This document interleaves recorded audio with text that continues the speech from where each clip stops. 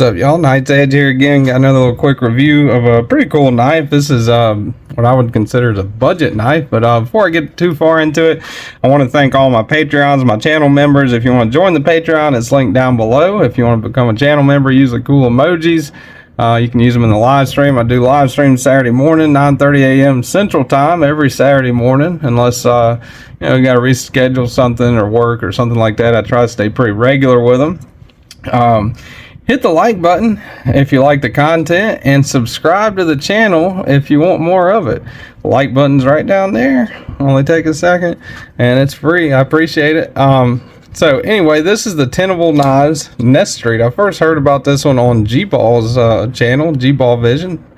But yeah, this is a newer budget brand. It's a subsidiary of Kansept Knives, Chinese knife company, and Tenable is making some of the Kansept knives on the budget line of things, which I think is pretty cool.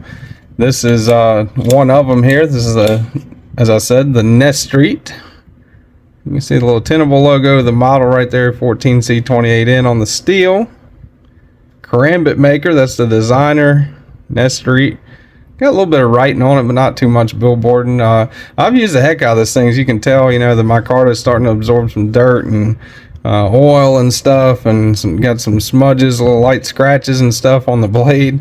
So definitely have used the heck out of this thing. It's a pretty cool knife. Let's go ahead and do overall length. You got from the tip of the blade to the butt of the handle, 8 inches, 3 and right at 3.5. No, I'd say about 3 5/8 on the total blade length there, and 3.5 on the sharpened edge, maybe just under 3.5. Got a little bit of a sharpening toil there going on. All right, we'll get out the calibers here, zero them out. Thickest part of the spine, you're looking at 135 thousandths. Relatively thicker blade stock there, and it goes all the way down to 17 thousandths, so kind of goes down pretty good there. Oh, and before I forget, 490 thousandths on that handle width. Pretty decent handle width there. Just like most knives, there's nothing not too big, not too small on the handle width. Let's go ahead and get some size comparisons done and give you a good idea of the size of it. And this is definitely, as you can see there, a full-size knife. That's a Ritter Hogue. That is the Hogue Deca up next to it. So definitely a full-size knife. Not overall like huge or anything like that, but definitely not like a medium-sized knife. There's Ontario Knives Rat Model 1 and your Ontario Knives Rat Model 2, which that would be what I would consider a medium-sized knife on this channel. Let's see what else we got here. We'll do the Spyderco Paramilitary 2. That is the Salt Paramilitary 2, and the Maximate Spyderco Pair 3.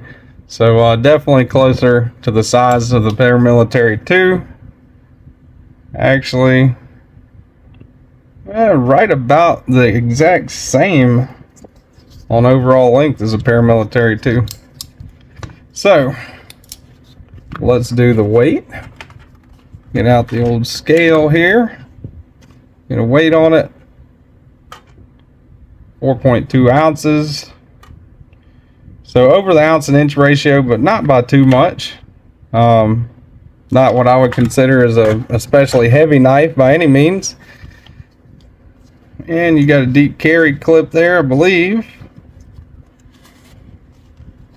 Oh yeah, I got just a little bit poking out. If you're wearing blue jeans, that actually blends in a little bit with them on the little part that's sticking out, right? Because that's blue jean micarta or blue micarta.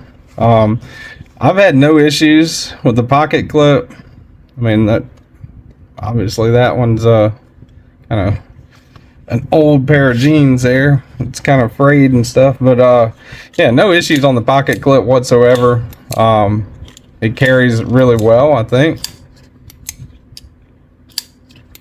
Action on it's pretty good. Let's go ahead and get the So T8. All right, so T8 on the pivot. It's not a single-sided captive pivot, so that's kind of a bummer. But yeah, T8 on the pivot, and I'm almost positive it is T6 on everything else. Yep, T6 on the body screws, T6 on the pocket clip. It is right hand only, mounted tip up. So kind of a bummer for lefties there. All right, overall, let's get down to brass tacks on it. Overall, really heavy blade on it. Really unique blade shape too. That thing's got a lot of belly right there. It's really good. It's a really good slicer. You know, really great blade shape for slicing. Whenever you want to choke up, you can kind of rest your finger on this flat here. You got kind of this flat combined with the little sharpening choil. Kind of gives you just enough room to choke all the way up on it like that. You know, or you can choke up like that. Now choke back is pretty well, you know, pretty comfortable as well. That's what you're looking like. Choke back, you still got a little bit of extra room there. Well, I would say overall, you know, ergonomically, it's pretty comfortable. Deep grooves right there in that finger cutout. Nothing sharp, nothing, you know, sharp or scratchy or anything like that. The liners look fairly skeletonized. It is a plunge lock, button lock. You know, I've had no issues with it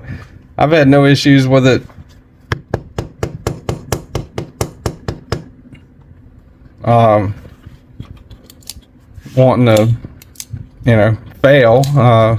You can reverse flick it with the thumb stud, the opening. You can also, you know, just open it regular like a normal person that's not a knife geek.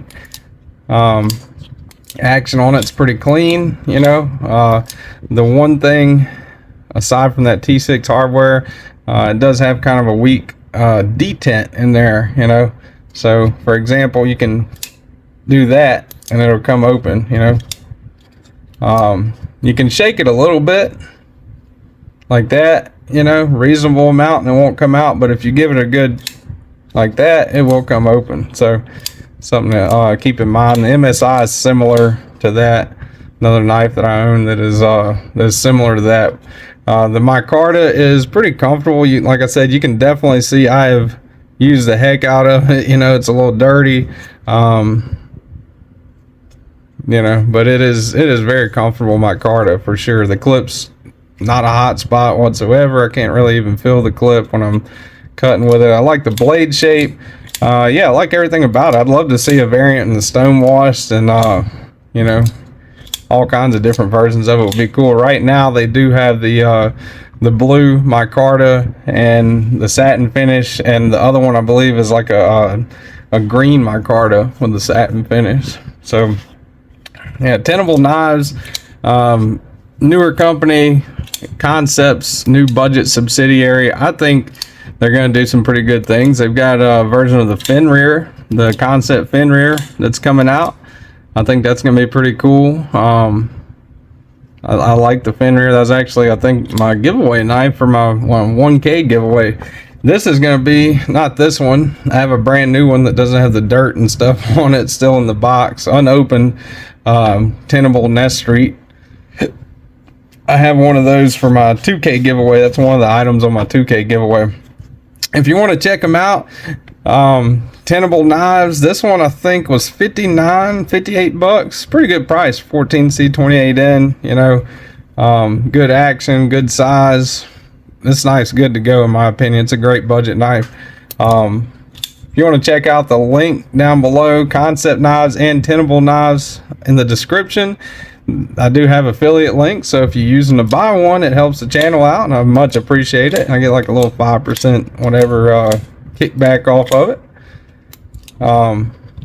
So yeah, appreciate everyone watching. Appreciate all my Patreons, all my channel members. Hit the like button if you liked the video, if you want to listen to me ramble more about knives, and hit subscribe if you want to listen to it more regular. So appreciate all y'all, and I hope everyone has a wonderful rest of your day.